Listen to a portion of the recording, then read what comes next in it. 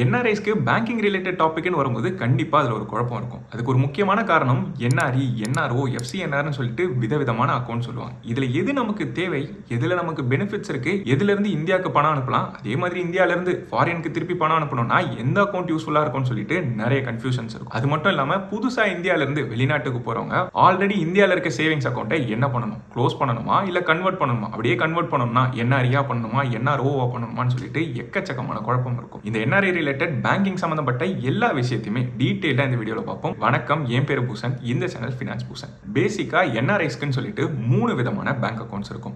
NRE, NRO, FCNR. இந்த 3 அக்கவுண்ட்டுக்கான டீடைல்ஸும் இன்னும் கொஞ்ச நேரத்துல பார்ப்போம். அதுக்கு முன்னாடி யாரெல்லாம் என்ஆர்ஐன்றத தெளிவா புரிஞ்சுப்போம். இந்தியால இருந்து படிக்கிறதுக்காகவோ வேலைக்காகவோ இல்ல பிசினஸ்க்காகவோ ஏதோ ஒரு இன்டென்ஷன்ல வெளிநாட்டுக்கு போயிட்டு எவ்வளவு நாள் இருப்போம்னு தெரியாம அன்சர்டைனான பீரியடுக்கு அங்க போய் ஏதோ ஒரு பர்பஸ்ல இருக்கவங்கள என்ஆர்ஐன்னு டிஃபைன் பண்ணுவாங்க. இந்த என்ஆர்ஐக்கான டெஃபினேஷன் இந்தியால 2 இடத்துல இருந்து வரும். ஒன்னு ஃபெமாலா, இன்னொன்னு இன்கம் டாக்ஸ் ஆக்ட். ஃபெமாலா படி யாரெல்லாம் இந்தியன் ரெசிடென்ட் இல்லையோ அவங்க எல்லாருமே ஃபாரின் ரெசிடென்ட் சொல்லுவாங்க. உதாரணத்துக்கு நீங்க ஃபாரின்ல போயிட்டு வேலையோ இல்ல படிப்போ செய்யணும்னா அங்க உங்களுக்கு ரெசிடென்சி இல்ல ரெசிடென்ட் பர்மிட்னு சொல்லிட்டு ஒரு விஷயம் கொடுத்துருப்பாங்க. அந்த மாதிரி வெளிநாட்டுல நீங்க ரெசிடென்சி வச்சிருந்தீங்கன்னா நீங்க நான் ரெசிடென்ட் இந்தியன். இதே இன்கம் டாக்ஸ் ஆக்ட்னு வரும்போது இந்தியால நம்ம எவ்வளவு நாள் இருந்தோம், இதுக்கு முன்னாடி வருஷங்கள்ல எத்தனை நாள் இந்தியால ஸ்டே பண்ணியிருந்தோம், என்ன பர்பஸுக்கு நம்ம வெளிநாட்டுக்கு போயிருக்கோம் சொல்லிட்டு எக்கச்சக்கமான கிரைட்டீரியா படி நம்ம ரெசிடென்ட் இந்தியனா இல்ல என்ஆர்ஐயான்னு கிளாஸிஃபை பண்ணுவாங்க. ஆன் த ஹோல் சொல்லணும்னா வெளிநாட்டுக்கு போயிருக்கீங்க, ஏதோ ஒரு பர்பஸுக்கு போயிருக்கீங்க, அங்க நீங்க எவ்வளவு நாள் இருப்பீங்கன்னே தெரியலனாலே நீங்க ஒரு என்ஆர்ஐ தான். அதுக்காக ஒரு ஷார்ட் பீரியடுக்கு ட்ரிப்பா ஏதோ ஒரு கண்ட்ரி போயிருக்கேன்னா அப்போ நம்ம என்ஆர்ஐயா கிளாஸிஃபை ஆக மாட்டோம். அந்த கேஸ்ல நம்ம டூரிஸ்டா தான் இருக்கும். இந்த மாதிரி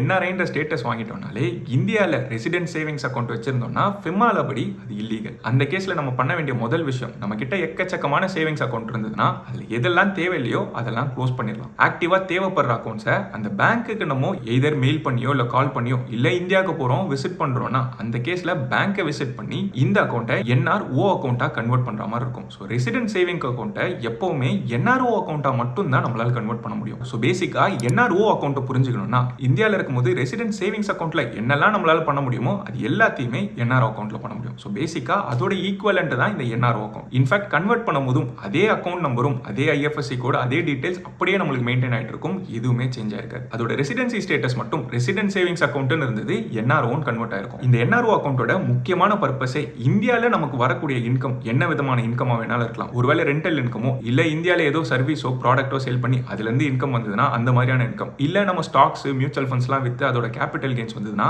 அந்த மாதிரியான இன்கமையும் இந்த என்ஆர்ஓ அக்கௌண்ட்ல நம்ம கிரெடிட் பண்ணிக்கலாம். ஸோ பேசிக்கா இந்தியால வர இன்கம்ஸை மேனேஜ் பண்றதுக்கு இந்த என்ஆர்ஓ அக்கௌண்ட்டை யூஸ் பண்ணிக்கலாம். இப்போ பேங்க்குக்கு ஒரு என்ஆர்ஐ போயிட்டு இந்த அக்கௌண்ட்லாம் கன்வெர்ட் பண்ணணும் இல்ல ஓபன் பண்ணணும்னு சொன்னா மோஸ்ட் ஆஃப் த கேசஸ்ல எந்த அக்கௌண்ட் அவங்களுக்கு தேவை, எந்த அக்கௌண்ட் வச்சுக்கணும்னு சொல்லிட்டு எக்ஸ்பிளைன்லாம் பண்ண மாட்டாங்க. உங்களுக்கு என்ஆர்ஐ ஓபன் பண்ணுமா இல்லையான்ற கேள்வி மட்டும் தான் கேட்பாங்க. என்ஆர்ஓவா கன்வெர்ட் பண்றீங்களான்னு மட்டும் தான் கேட்பாங்க. மற்றபடி எக்ஸ்பிளனேஷன் சொல்லிட்டு எதுவுமே நம்மளுக்கு கிடைச்சிருக்காது. ஆனா ஒன்னு மட்டும் நடக்கும், நம்ம என்ஆர்ஐன்னு தெரிஞ்ச அடுத்த செகண்டே ஏதோ ஒரு இன்வெஸ்ட்மெண்ட் பிளானோ இல்ல இன்சூரன்ஸோ எடுத்துட்டு வந்து நம்மளுக்கு விற்கிறதுக்கு ட்ரை பண்ணுவாங்க. என்னோட பர்சனல் எக்ஸ்பீரியன்ஸோ இல்ல என்னோட ஃப்ரெண்ட்ஸோட பர்சனல் எக்ஸ்பீரியன்ஸோ இதே மாதிரி தான் இருந்தது. நான் போன உடனே எனக்கு ஏதோ ஒரு பிளான் எடுத்துட்டு வந்து இதுல போட்டீங்கன்னா உங்களுக்கு பணம் டபுள் ஆயிரும் இல்ல ட்ரிபிள் ஆயிரும் சொல்லிட்டு ஏதோ ஒரு இன்வெஸ்ட்மெண்ட் பிளானோ இன்சூரன்ஸோ நம்ம கிட்ட செல் பண்ண ட்ரை பண்ணுவாங்க. ஸோ பேசிக்கா அந்த மாதிரியான இன்சூரன்ஸ் பிளான்ஸோ இல்ல இன்வெஸ்ட்மெண்ட் பிளான்ஸோ நம்மளுக்கு கொடுக்குறாங்கன்னா அதுல அவங்களுக்கு எக்ஸ்ட்ராவான கமிஷன் போகும். அதாவது ரெசிடென்ட் இந்தியன்ஸுக்கு போறதை விட 3x இல்ல 4x கமிஷன்ஸ் போகும். ஆனா மோஸ்ட் ஆஃப் தி கேசஸ்ல நமக்கு அந்த பிளான்ல எந்த பெனிஃபிட்மே இருக்காது. என்ஆர்எஸ்க்கு பேசிக்கா தேவைப்படுற ரெண்டே இன்சூரன்ஸ், ஒன்னு டேர்ம் பிளான், இன்னொன்னு ஹெல்த் பிளான். ஹெல்த் பிளான் அதுவும் இந்தியால இருக்க அவங்களோட ஃபேமிலிஸ்க்கும் டிபெண்டன்ஸ்க்கும் கம்பல்சரியா எடுத்து கவர் பண்ணிருக்கணும். டேர்ம் பிளானை பத்தி முதல்ல கேள்விப்படுறீங்கன்னா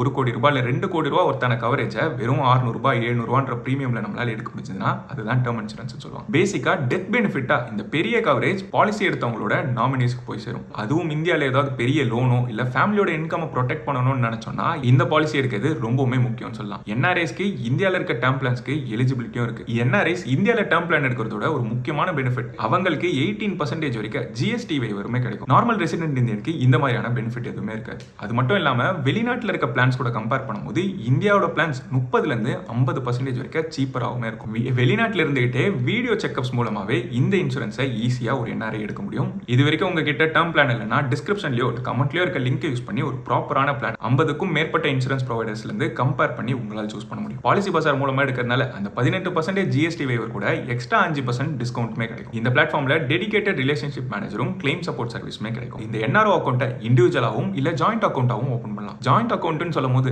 அக்கௌண்ட் ஹோல்டரோட ரிலேட்டிவ்ஸ் யாராவது இந்தியன் ரெசிடென்ட்டா இருந்தாலுமே அவங்க இதுல ஜாயிண்ட் அக்கௌண்ட் ஹோல்டரா இருக்கலாம். இந்த அக்கௌண்ட் இந்தியன் ரூபி டினாமினேட்டடா இருக்கும். அதாவது இதுல நம்ம வச்சிருக்க காசு எல்லாமே இந்தியன் இந்தியன் ருபீஸா தான் இருக்கும். நம்மளோட பணத்தை ஃபாரின்ல இருந்து இந்த அக்கௌண்ட்டுக்கு நம்மளால அனுப்ப முடியும். அப்படி அனுப்பும்போது அது இந்தியன் ருபீஸா தான் ஹோல்ட் செய்யப்படும். இந்த அக்கௌண்ட்ல இருக்க ஒரு முக்கியமான பிரச்சனை, இதுல வர இன்ட்ரெஸ்ட் இன்கம்க்கு டாக்ஸை டிடிஎஸ் ஆட்டோமேட்டிக்கா அவங்களே பிடிச்சிருவாங்க. அதாவது பிக்ஸட் டெபாசிட்டா வச்சிருந்தாலும் சரி, இல்ல சேவிங்ஸ் அக்கௌண்ட்ல வச்சிருந்தாலும் சரி, எப்படி நம்மளுக்கு இன்ட்ரெஸ்ட் வந்தாலும் 31.2% டிடிஎஸ் பிடிக்கப்படும். இந்த அக்கௌண்டோட கிரெடிட் டெபிட்டை பத்தி டீடைலா புரிஞ்சு, அதாவது இந்த அக்கௌண்ட்டுக்குள்ள எப்படிலாம் பணம் உள்ள வரலாம் வெளியில போலான்றத பார்ப்போம். என்ஆர்ஓ அக்கௌண்ட்டுக்கு ஃபாரின்ல இருந்து நம்மளால பணத்தை ரெமிட் பண்ண முடியும். அதே மாதிரி இந்தியால இருந்து வரக்கூடிய எந்த வருமானத்தை வேணாலும் இதுக்குள்ள நம்மளால போட முடியும். நம்மளோட ரெகுலர் இந்தியன் இன்கமோ இல்ல ரெண்டல் இன்கமோ இல்ல கேபிட்டல் கெயின்ஸ் சொல்லிட்டு எந்த விதமான சோர்ஸ் ஆஃப் இன்கம் வேணாலும் இதுக்குள்ள கிரெடிட் பண்ணலாம். அதே மாதிரி ஒரு என்ஆர்இ அக்கௌண்ட்ல இருந்து என்ஆர்ஓ அக்கௌண்ட்டுக்கு நம்மளால அனுப்ப முடியும். ஆனா என்ஆர்ஓ அக்கௌண்ட்ல இருந்து என்ஆர்இ அக்கௌண்ட்டுக்கு அனுப்பணும்னா ஒரு சிஏ சர்டிபிகேட்டும் டாக்குமெண்டேஷனும் ஃபில் பண்ணி சப்மிட் பண்ணா மட்டும் தான் நம்மளால அனுப்ப முடியும். நம்மளோட Indian stocks, mutual fund, investments இதுல இருந்து வரக்கூடிய இன்கம் எல்லாத்தையுமே என்ஆர்ஓ அக்கௌண்ட்ல போடலாம். இப்போ என்ஆர்ஓ அக்கௌண்ட்ல இருந்து வெளியில நம்ம பண்ணக்கூடிய டிரான்சாக்ஷன்ஸை பார்ப்போம். இந்தியால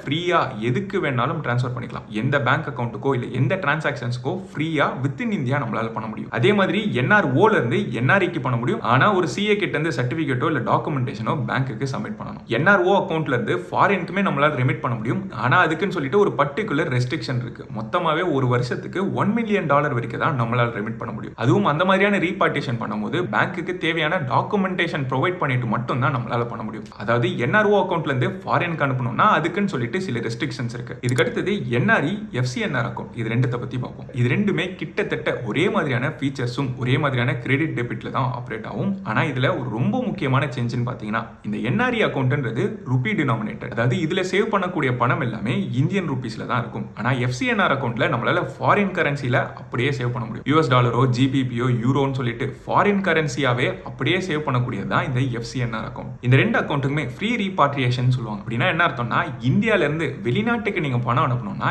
எந்த ரெஸ்ட்ரிக்ஷனுமே கிடையாது. அதாவது இந்த லிமிட்டோ இல்ல ஏதாவது டாக்குமெண்ட் ஃபில் பண்ணணும்னு சொல்லிட்டு எந்த ரெஸ்ட்ரிக்ஷனும் இல்லாம நம்மளால பணத்தை அனுப்ப முடியும். இன்னொரு பெரிய அட்வான்டேஜ், இந்த ரெண்டு அக்கௌண்ட்லயும் வரக்கூடிய இன்ட்ரெஸ்ட் இன்கம் கம்ப்ளீட்டா டாக்ஸ் ஃப்ரீ. அதாவது இதில் நீங்க சேவிங்ஸ் அக்கௌண்டாவோ இல்ல பிக்ஸட் டெபாசிட்டாவோ ரெக்கரிங் டெபாசிட்டாவோ எப்படி நீங்க பணம் வச்சிருந்து அதுல என்ன இன்ட்ரெஸ்ட் வந்திருந்தாலும் அது கம்ப்ளீட்லி டாக்ஸ் ஃப்ரீ. அது மட்டும் இல்லாம இந்த அக்கௌண்ட்ல லிமிட்டே இல்லாம எந்த அமௌண்ட் நீங்க வச்சிருந்தாலும் அதுக்குன்னு சொல்லிட்டு வெல்த் டாக்ஸ்னும் எதுவுமே கிடையாது. அதாவது லிட்டரலா இதுல இருந்து வரக்கூடிய இன்ட்ரெஸ்ட் இன்கம்க்கும் சரி, இதுல நம்ம ஹோல்ட் பண்ணக்கூடிய பணத்துக்கும் எந்த டாக்ஸேஷனும் இருக்காது. எஃப்சிஎன்ஆர் அக்கௌண்டோட ஒரு முக்கியமான அட்வான்டேஜ், இந்த கரன்சி ரேட் டிப்ரிசியேஷனை நமக்கு சாதகமா யூஸ் பண்ணணும்னா, இப்போ உதாரணத்துக்கு சொல்லணும்னா யூஎஸ்டி கூட பார்க்கும்போது இந்திய ரூபாயோட மதிப்பு குறைஞ்சிக்கிட்டே வந்துட்டு இருக்கும். அப்போ நம்ம யூஎஸ் டாலராவே ஹோல்ட் பண்ணோம்னா நம்ம அதோட அட்வான்டேஜ் எடுத்துக்க முடியும். அந்த அட்வான்டேஜ் எடுக்கிறதுக்கு எஃப்சிஎன்ஆர் அக்கௌண்ட்டை நம்ம யூஸ் பண்ணிக்கலாம். இப்போ இந்த ரெண்டு அக்கௌண்ட்ல இருந்தும் என்னென்ன டிரான்சாக்ஷன்ஸ் பண்ண முடியும்னு பார்ப்போம். ரெண்டு அக்கௌண்ட்லயுமே வெளிநாட்டுல இருந்து உள்ள நம்மளால பணத்தை கொண்டு வர முடியும். அதே மாதிரி ஒரு என்ஆர்இ அக்கௌண்ட்ல இருந்து இன்னொரு என்ஆர்இ அக்கௌண்ட்டுக்கு நம்மளால ஈஸியா டிரான்ஸ்ஃபர் பண்ண முடியும். அடுத்து இந்தியால மியூச்சுவல் ஃபண்ட்ஸ்ல இன்வெஸ்ட் பண்ணியிருந்தா, அதுவும் என்ஆர்இ அக்கௌண்ட் பேஸ்ட் மியூச்சுவல் ஃபண்ட்ஸ்ல இன்வெஸ்ட் பண்ணியிருந்தா